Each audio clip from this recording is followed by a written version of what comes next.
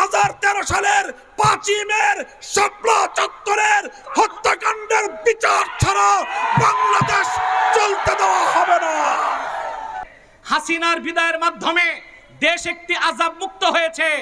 মার্কিন আগ্রাসনের আযাব যেন বাংলাদেশে না আসে।